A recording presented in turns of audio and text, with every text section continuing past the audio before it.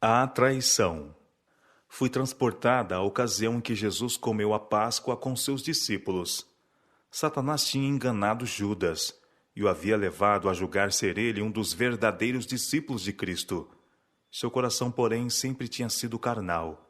Tinha visto as poderosas obras de Jesus.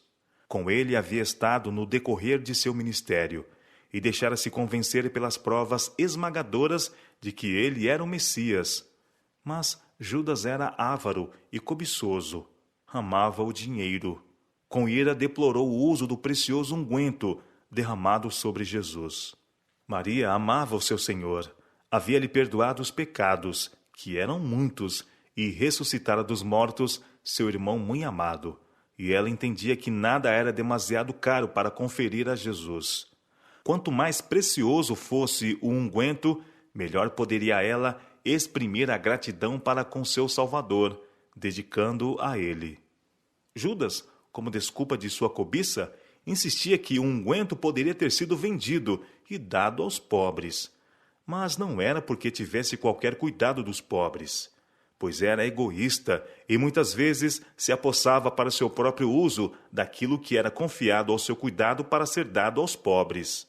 Judas fora desatencioso ao conforto de Jesus e mesmo às suas necessidades, e para desculpar sua cobiça, muitas vezes se referia aos pobres. Este ato de generosidade da parte de Maria foi uma repreensão incisiva à sua disposição para a cobiça. O caminho estava preparado para a tentação de Satanás encontrar fácil recepção no coração de Judas. Os sacerdotes e príncipes dos judeus odiavam a Jesus, mas multidões se juntavam para ouvir suas palavras de sabedoria e testemunhar suas poderosas obras.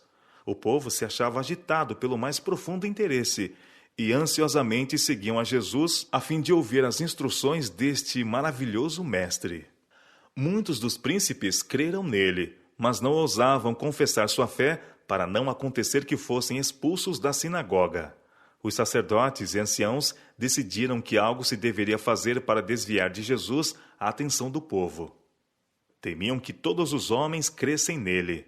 Não podiam ver segurança alguma para si. Haviam de perder sua posição ou matar a Jesus. E depois que o matassem, haveria ainda os que eram monumentos vivos de seu poder. Jesus tinha ressuscitado a Lázaro dentre os mortos, e receavam que, se o matassem, Lázaro testificaria de seu grande poder.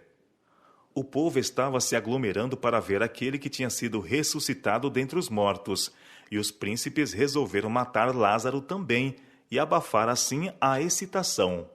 Então teriam de novo influência sobre o povo e o fariam volver às tradições e doutrinas dos homens, para dizimarem a hortelã e o cominho.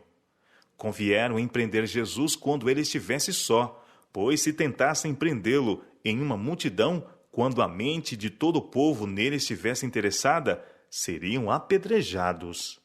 Judas sabia quão ansiosos estavam para obterem Jesus e ofereceu-se para traí-lo aos príncipes dos sacerdotes e anciãos, por algumas moedas de prata.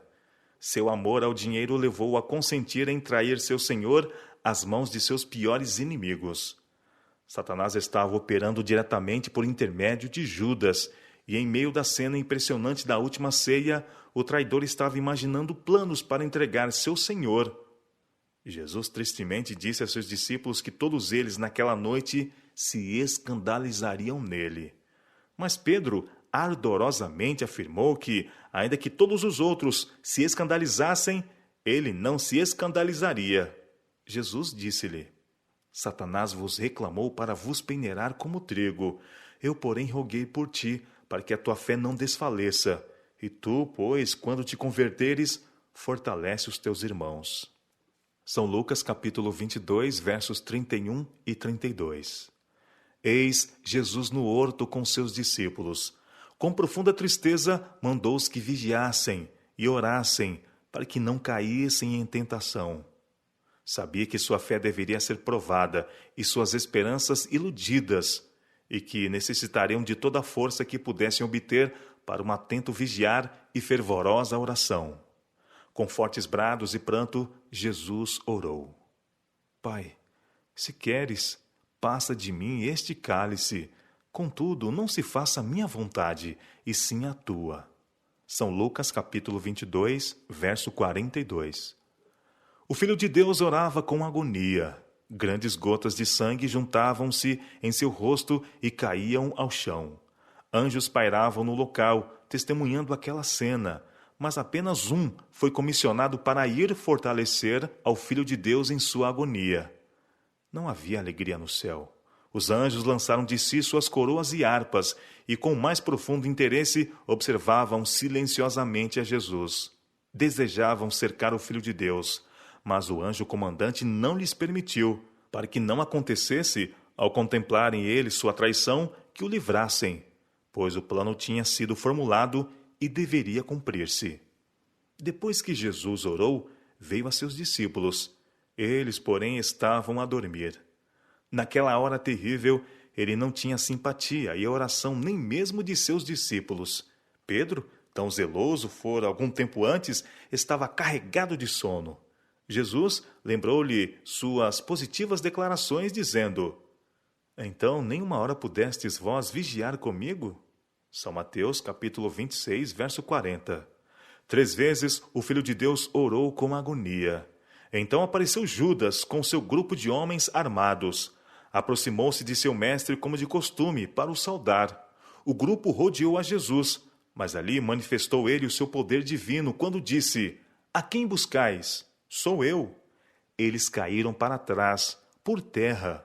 Jesus fez esta pergunta para que pudessem testemunhar seu poder e ter provas de que ele poderia livrar-se de suas mãos se o quisesse.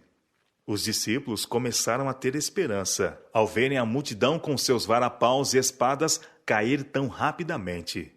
Levantando-se e de novo cercando o Filho de Deus, Pedro arrancou a espada e feriu um servo do sumo sacerdote, cortando-lhe uma orelha. Jesus mandou que pusesse a espada em seu lugar, dizendo: Acaso pensas que não posso rogar a meu Pai, e ele me mandaria neste momento mais de 12 legiões de anjos? Vi que, ao serem faladas estas palavras, os rostos dos anjos se animaram com esperança. Desejavam, naquele momento, ali mesmo, rodear seu comandante e dispersar a turba irosa. Mas, de novo, a tristeza caiu sobre eles, quando Jesus acrescentou: Como, pois, se cumpririam as Escrituras, segundo as quais assim deve suceder? São Mateus, capítulo 26, versos 53 e 54. O coração dos discípulos também caiu em desespero e amargo desapontamento, ao deixar-se Jesus ser levado pelos seus inimigos. Os discípulos temeram pela própria vida, e todos eles o abandonaram e fugiram. Jesus foi deixado só nas mãos da turba assassina. Oh, que triunfo então houve para Satanás! E que tristeza e pesar entre os anjos de Deus! Muitos grupos de santos anjos, cada qual com um alto anjo comandante à sua frente, foram enviados para testemunhar a cena. Deveriam registrar todo o insulto e crueldade impostos ao Filho de Deus, e todo o transe de angústia que Jesus sofresse, pois os mesmos homens que se uniram nesta cena terrível devem vê-la toda outra vez em vívidos caracteres.